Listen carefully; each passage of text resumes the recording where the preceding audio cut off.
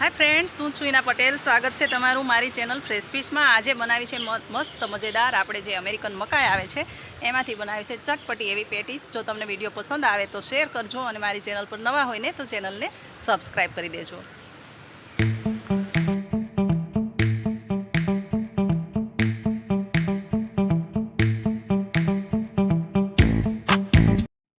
તો ફ્રેન્ડ્સ, આજે આપણે બનાવીશું મકાઈની, મતલબ જે લીલી મકાઈ આવે છે ને એને આપણે પેટીસ બનાવી લઈશું।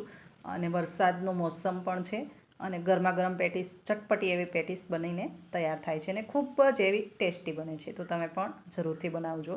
તો મેં લીધી છે અહીંયા લીલી મકાઈ, 1 kg લીલી મકાઈ લીધેલી છે અને આ 5 થી 6 આપણે બ્રેડ લઈ લઈશું અને બ્રેડના પહેલાં ક્રમ્સ બનાવી લઈશું। એટલે મતલબ બ્રેડને છે ને થોડું મિક્સર જારની અંદર ક્રશ કરી લઈશું। એકદમ સરસ હેલ્ધી અને વરસાદના મોસમમાં ચટપટી એવી આ પેટીસ બનીને તૈયાર થાય છે। હવે આને આપણે એકદમ ક્રશ કરી લઈશું।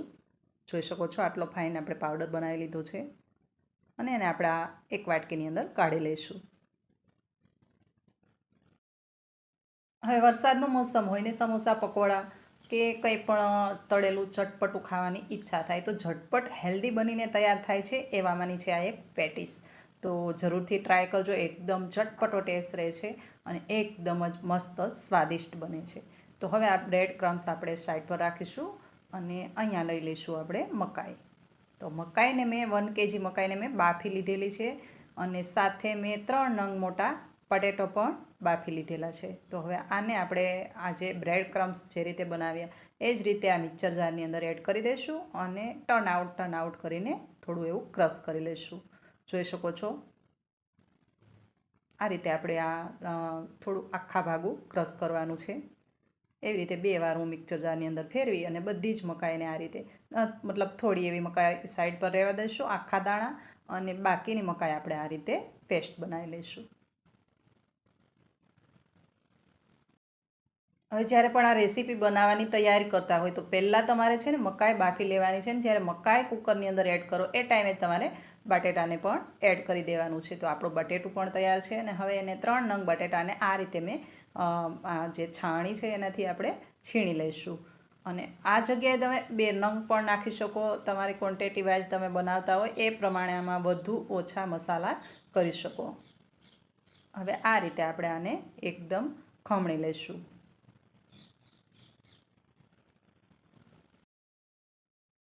અને આ રીતે આ બટેટા આપણે આ ખમણીની અંદર ખમણી લઈએ। ત્યારબાદ આપણે જે આખા મકાઈના દાણા થોડા એવા બચાવીને રાખ્યા છે એ પણ આની અંદર એડ કરી દઈશું। તો જોઈ શકો છો બટેટું એકદમ જ મેચ થઈ ગયું છે ને। હવે આપણે આ મકાઈના દાણા આની અંદર એડ કરી દઈએ। જો એકવાર બનાવશો ને તો રોજ બનાવશો, એવી ચટપટી એવી પેટીસ બનીને તૈયાર થાય છે ને। અહીંયા મેં 1 નંગ ગાજરને આ રીતે કટ કરી રાખ્યું છે। હવે કટ કરેલું ગાજર આની અંદર એડ કરી દઈશું। થોડું એવું 1 ઓનિયન એને કટ કરીને એડ કરશું। મરચી સ્પાઇસી, જેવું સ્પાઇસી જોઈએ એ પ્રમાણે, ટામેટાં, મતલબ જેવું ચટપટું, થોડું એવું આદું છે એને થોડું ખમણી લઈશું। મતલબ જેવો ચટપટો તમારે ટેસ્ટ જોઈએ એ રીતે એ અકોર્ડિંગ તમારે બધા મસાલા આની અંદર નાખવાના છે।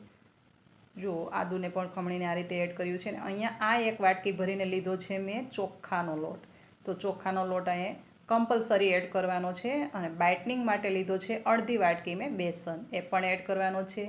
અને આ 1 ચમચી ચીલી ફ્લેક્સ, બાકીના મરી મસાલા, મરી છે, મરી પાવડર છે, ગરમ મસાલો છે, 1 લીંબુનો રસ છે અને ચાટ મસાલો, અને ખાસ કરીને પડે છે આમાં આમચૂર પાવડર વધારે પડતો, અને સ્વાદ પ્રમાણે નમક। બસ આટલા મસાલા, મતલબ થોડું ચટપટો એવો ટેસ્ટ એ તો તમારા અકોર્ડિંગ તમને ખબર હોય જેવો ચટપટો ટેસ્ટ જોઈએ એવો આપવાનો છે। ને લીલા ફ્રેશ ધાણા અને જે આપણે બ્રેડ ક્રમ્સ બનાવ્યા છે એ બધા જ આની અંદર એડ કરી દઈશું અને આને હાથથી એકદમ સરસ ઇવનલી મિક્સ કરી લઈશું। અહીંયા મરી પાવડર પણ મેં એડ કર્યો છે, ચીલી ફ્લેક્સ એડ કર્યા છે, ગરમ મસાલો છે, ચાટ મસાલો છે અને આમચૂર પાવડર છે।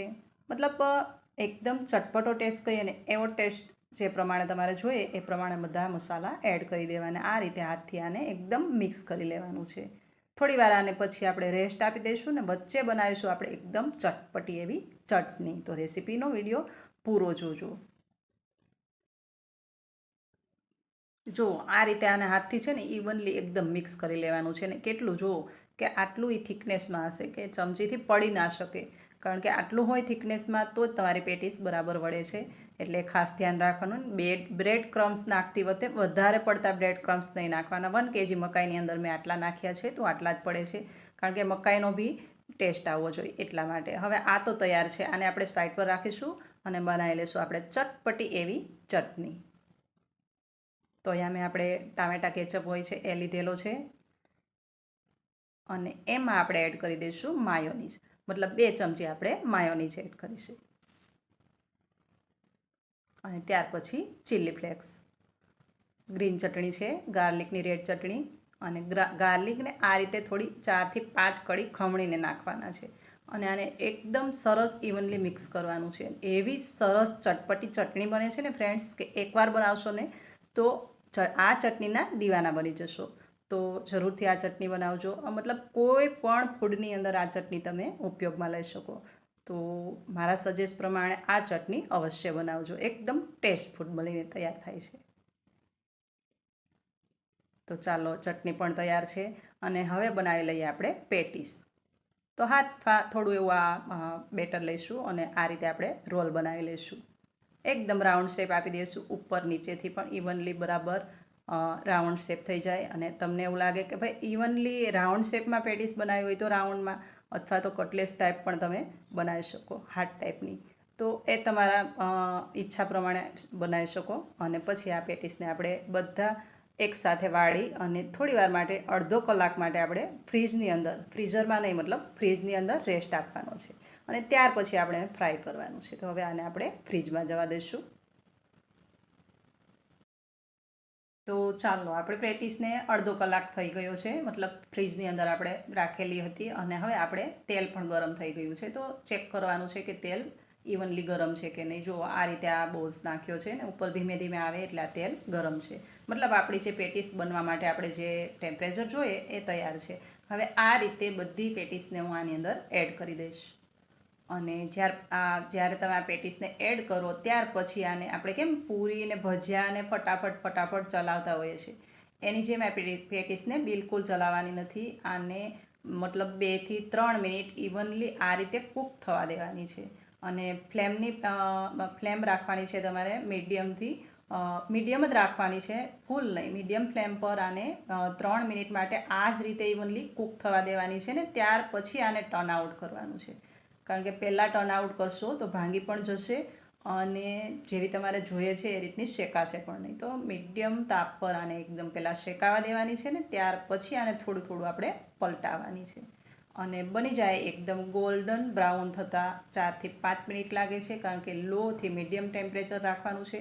ગોલ્ડન બ્રાઉન થાય ત્યાર પછી જ આને તમારે બહાર કાઢવાની છે. અને એકદમ ચટાકેદાર ચટપટી વરસાદના મોસમમાં એકદમ ખાવા લાયક. એકવાર જરૂર ચોક્કસથી બનાવજો, કારણ કે મારા સજેસ્ટ પ્રમાણે જે ચટણી બનાવી એ ચટણી અને આ પેટીસ, એકવાર મકાઈની પણ સિઝન છે, વરસાદની પણ સિઝન છે, ચટપટું ખાવાની ઈચ્છા પણ છે, તો થઈ જાય આ ચટપટી એવી પેટીસ. જો આટલી ગોલ્ડન બ્રાઉન રંગની થાય એટલે આ પેટીસ આપણે બહાર કાઢી લઈશું. તો તૈયાર છે એકદમ યુનિક રેસીપી વરસાદના મોસમમાં એકદમ ચટપટી એવી આપણી આ પેટીસ. જો તમને રેસીપી ગમી હોય ને તો શેર કરતા રહેજો. અને મારી ચેનલ પર જો કદાચ તમે નવા હોય તો મારી ચેનલને સબસ્ક્રાઈબ પણ કરી દેજો. તો તૈયાર છે આપણી આ એકદમ મસ્ત મજેદાર ચટાકેદાર ચટપટી એવી લીલી મકાઈની પેટીસ. તો ફરી પાછા આપણે મળતા રહીશું નવી રેસીપી સાથે. ત્યાં સુધી આવજો. Thank you for watching.